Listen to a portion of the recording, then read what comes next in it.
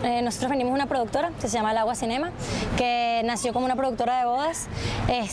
Poco a poco fue creciendo, un corporativo, un video, y luego incluso se saltó a hacer un corto documental, luego un cortometraje. Y a principios de 2016 se quería hacer algo distinto, se tuvo las puertas abiertas para que la gente pues diese la idea que quería dar. Y bueno, las chicas vienen de este suramericano del 2016 en Barquisimeto, que les fue increíble, bicampeonas invictas del torneo, y no fue primera vez, venían de Trinidad y Tobago, primera participación mundialista, de cuartas del mundo en Costa Rica, y muchas cosas que bueno, era como esta generación hizo un boom en el país, fue dando de qué hablar, jugadoras individuales también empezaron a tener mucho renombre en el fútbol mundial, y eso empezó como a hacerme cabeza. Y luego de saber que además estas chicas tenían historias personales muy interesantes y muy distintas, muy contrastantes, pues yo creo que era como nosotros al final cuando nos sentamos nos preguntamos, ¿será que alguien está haciendo esto? Porque es algo muy bueno, es un potencial muy grande. Y creo que de ahí partió todo, o sea, al final de que, bueno, ellos no jugaron fútbol o algo, pero bueno, la Vinotinto mueve demasiadas pasiones acá y ellos se entusiasmaron muy rápido con el proyecto, se enamoraron y lo hicieron tan suyo como en el momento capaz de idea fue mía. Creo que yo tenía una idea de qué quería con el proyecto. Creo que, creo que David sobre todo y bueno, y Edwin tienen muchísima más experiencia que yo en el mundo de visual y sí fue, creo que le puse muchas ganas, mucha pasión porque bueno, al final traje la idea porque creía en el proyecto, porque creía que era necesario, porque quería dar un aporte al fútbol femenino en el país y bueno, creo que también gracias a ellos y a todo lo que hemos vivido también pude crecer mucho profesionalmente, pero definitivamente creo que cada uno dio el aporte justo que el proyecto meritaba para que terminara saliendo como resultado. Bueno, yo creo que el género documental es como se presta para hacer muchas cosas y entre eso creo que la forma en la que se dan particularmente en el documental es como yo siento que no hay como como a diferencia del cine que ahí fue como más estructurado, da más libertades. Y en este caso, este fue un proyecto que trajo Jenny a la mesa como jugadora de fútbol y nos fuimos Jenny, yo y David Alonso, el otro director, a grabar el docu. O sea, literalmente fuimos un día, vamos a empezar a grabar a Daniuska, muy reciente la idea. Entonces lo que empezamos a tener estructurado respecto a cómo queríamos hacer era muy poquito, o sea, sabíamos cómo queríamos hacer las entrevistas, a pesar de que cuando llegamos terminó siendo otra cosa, teníamos una idea de qué nos íbamos a encontrar, a pesar de que cuando llegamos fue otra cosa. Entonces sí hubo como... O sea, la codirección termina existiendo porque al final cada uno en algún momento tuvo que hacer algo en el cual se tuvo que encargar de, mira, vamos a hacer esta secuencia así, vamos a atacarla así, o los tres éramos viendo, mira, cómo vamos a ir con esta escena. David particularmente siempre fue el cabeza de cámara, él es el director de foto,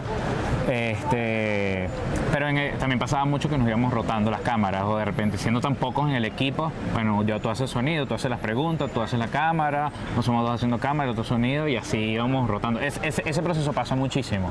Entonces, durante 2 años, teniendo tantas cosas que grabar, hay veces que nos tuvimos que separar por completo. Mira, te toca ir a Miami a grabar y mientras el otro está en un módulo, atacando ese módulo, entonces pasó mucho eso. Pues fue un proceso que se terminó dando y bueno, al final el docu lo terminamos trabajando 3 personas inicialmente. Yo creo que es gracioso porque tienes que tener como una antesala que así sepas que se te va a cambiar, la tienes que tener porque si no, no se da lo otro, ¿no? Muchas veces pasaron también muchas casualidades que, por ejemplo, con Yerliani, Edwin siempre decía, sería buenísimo tenerla en una canchita de su pueblo jugando con los muchachos de la zona y nosotros nos preguntábamos, pero eso no sabemos si existe, nosotros no sabemos una cancha. Si hay una cancha al lado. Y cuando fuimos para allá, a 5 metros de su casa había una cancha que fue donde ella entrenó y estaban un poco de muchachitos pues jugando entre ellos. Entonces eso fue parte de cosas que nos pasaron o totalmente distinto, tipo queremos estar 3 días con Sandra, pero resulta que Sandra tiene un partido al que no puede dejar de faltar, entrenamientos a los que no se puede ausentar, labores escolares que no puede dejar de participar. Entonces fue, ok, bueno, ahora tenemos menos tiempo de lo que estipulamos, pero hay que hacerlo. Y eso fue a nivel puntual, pero incluso a nivel más grande de producción, fue el tema de que, como te comentaba Edwin, la grabación de Daniuska fue la primera que se dio y fue básicamente 2 semanas después de que nació la idea. Y era grabarla en ese momento o no la teníamos porque ella no iba a estar en su casa, tenía una oferta de jugar afuera.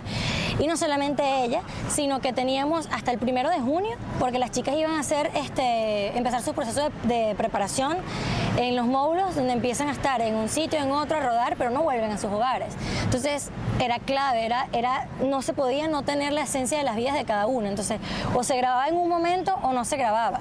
Entonces fue darle contra la marcha, tenemos que ir a grabar a estas muchachas en estados tan distintos del país, con problemas presupuestarios o algo, y después pasar directo a la fase de preparación de las chicas, y después ver en el momento, mientras seguíamos grabando, cómo hacíamos para ir a Jordania, que también era clave estar con ellas en el Mundial. No queríamos hacer algo de material de archivo, puro FIFA footage o algo de eso, sino que queríamos estar ahí. Queremos estar en el camerino, en el autobús, con ellas mientras cantaban, mientras lloraban, mientras gritaban, y eso se logró y le da un aporte al material infinito.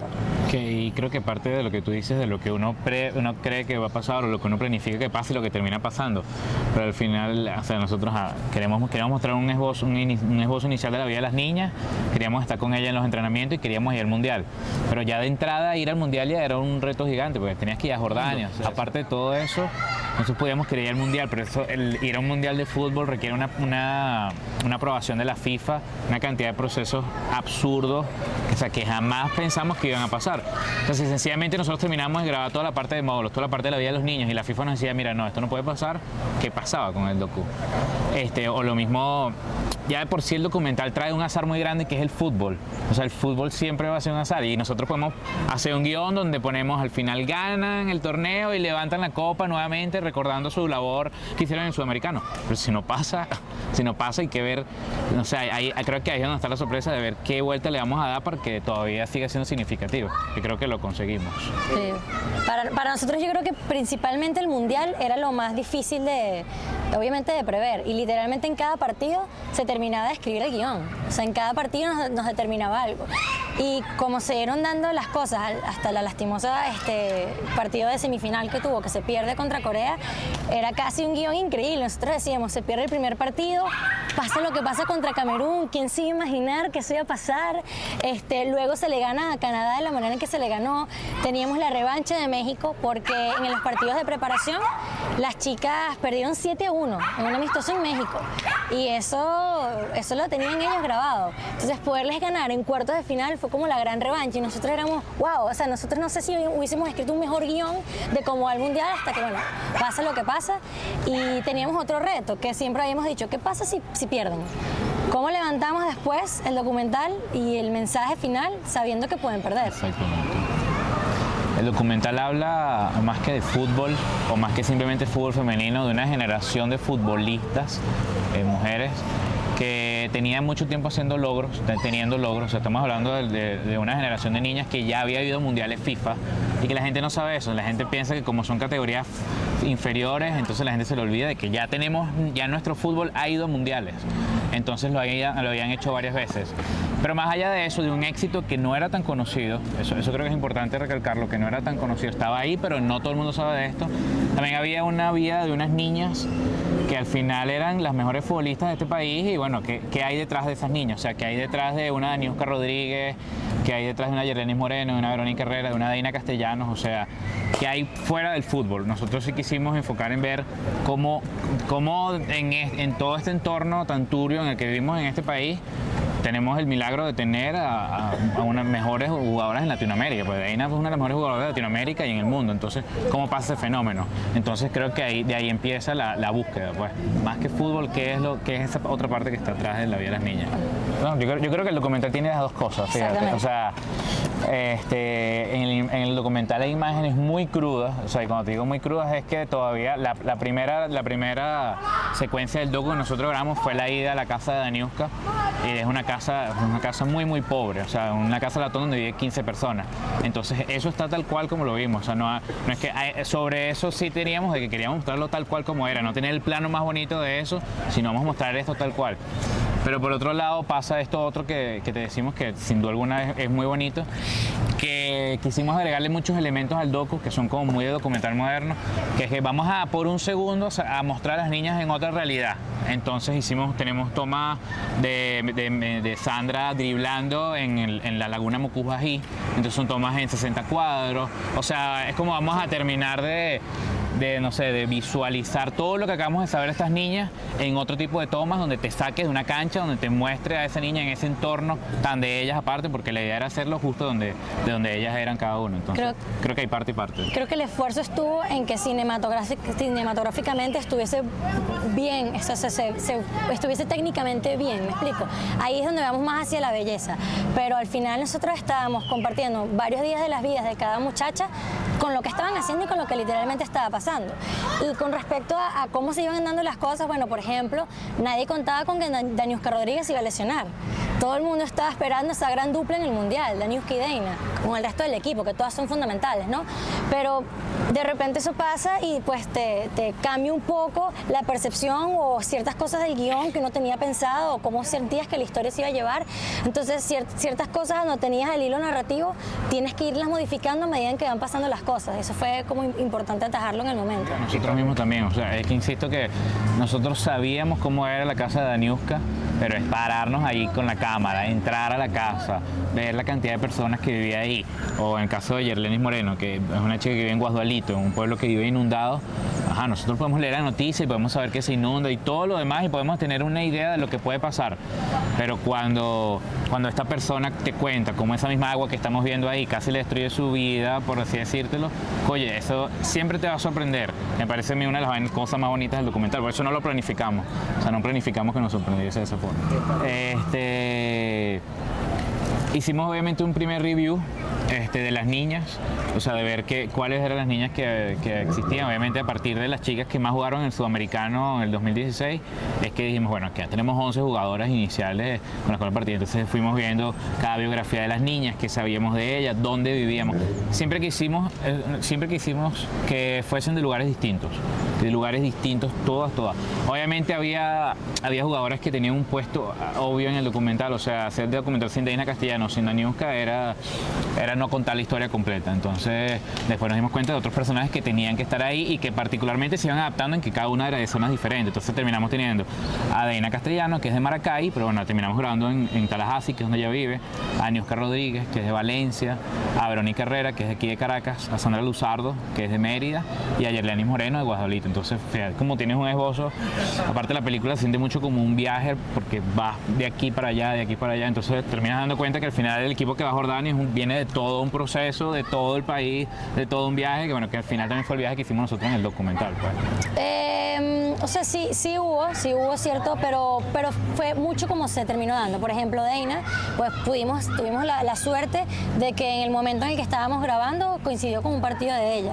En el caso de Sandra, pues no, en el caso de Daniuska sí, fue más o menos como se fue dando, pero digamos que cuando nos fuimos con cada uno individualmente, queríamos salir un poco de lo que era la selección y dejar como que la selección cuando eran los procesos de entrenamiento, ¿no? Con ellas era el cómo les afecta en su vida, cómo afectó a sus familiares, porque una cosa es cómo afecta al atleta de alto rendimiento, pero eso tiene un impacto muy grande en sus familias. Cómo es en donde viven, qué cosas les tocan, o sea, y además a raíz de eso, cuando metes todo eso en un pote, tienes lo que queríamos contar, que sí es la historia del equipo. Hay unas protagonistas porque era físicamente y a nivel de producción imposible agarrarlas a todas, pero queríamos que a través de ciertas cosas te den el macro de la problemática que pasa en el equipo. Bueno, hicimos 22 versiones. O sea, creo que editando esto sí fue...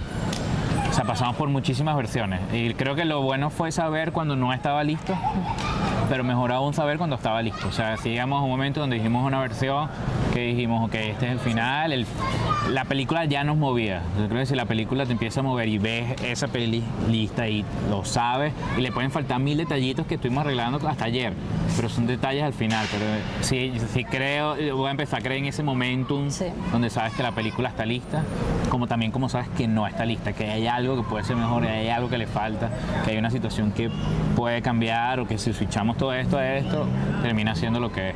O sea, sí pasamos por muchísimas versiones versiones, muchísimos focus group. O sea, gente que nos dijo que no le movió nada, como gente que hasta el día de hoy la sigue viendo, la han visto 3 veces y todavía lloran, pues, o todavía les mueve algo la película. Entonces, fue muy interesante.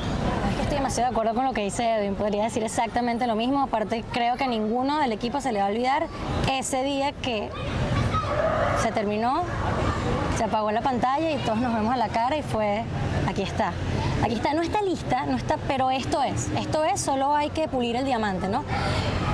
Pero nuestro reto era que no queríamos hacer una película de fútbol, eso es lo más importante. De hecho, cada vez que hicimos un focus group, dentro del focus siempre tiene que haber alguien o que le dé igual el fútbol o que deteste el fútbol. O sea, lo planeamos de esa forma y si logramos que mueva a esa gente, hicimos el trabajo y creemos que se hace. Porque, a ver, en mi caso y bueno, el de todos, que sí nos gusta muchísimo el fútbol, gracias a Dios que es el fútbol. El fútbol es hermoso, mueve demasiadas pasiones y es increíble. Pero pudo haber sido otro deporte, otra disciplina o algo, y al final es cómo estas chicas en el tiempo que están viviendo, con la corta edad que tienen, porque en algún momento te pierdes y las ves atletas y las ves ahí tan buenas que son y las ves a lo mejor ya como deportistas súper grandes, pero no lo son. La edad que tenían cuando se grabaron, tenían entre 14 y 17 años como máximo. Y es difícil lo que les pasa. Entonces es como estas chicas que vienen de realidades tan distintas, de lugares tan distintos, con familias tan distintas, logran unirse todas para un objetivo que es mayor que ellas. Eso fue lo más importante y yo considero que lo logramos. Y avanza Neto muy libre por derecha. Viene el centro. Golazo de Camerún que empata en el cierre del partido. En 93 Venezuela 1, Camerún 1. No lo pudo cerrar Venezuela.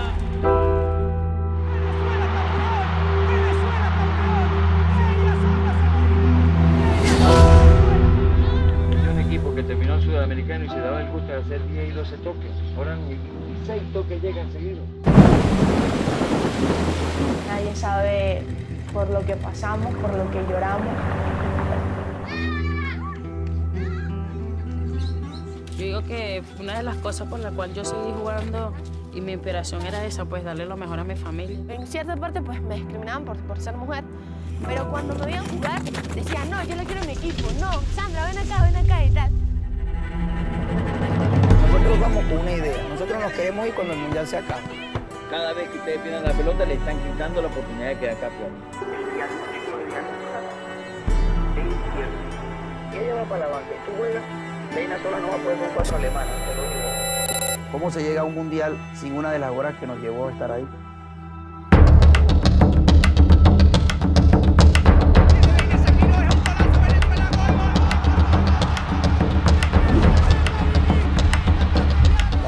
La Dina protagonista, eso es lo que vemos ahora, pero sí lo que vivió Dina Castellano, el sacrificio de muchas cosas, hoy le retribuye en todo lo que está viviendo. No tenerla en este momento es una preocupación, porque estamos tratando de engranar un grupo sin la líder. Vamos a darle con todo, vamos a sacar resultados, hoy salimos con 3 puntos de tabla.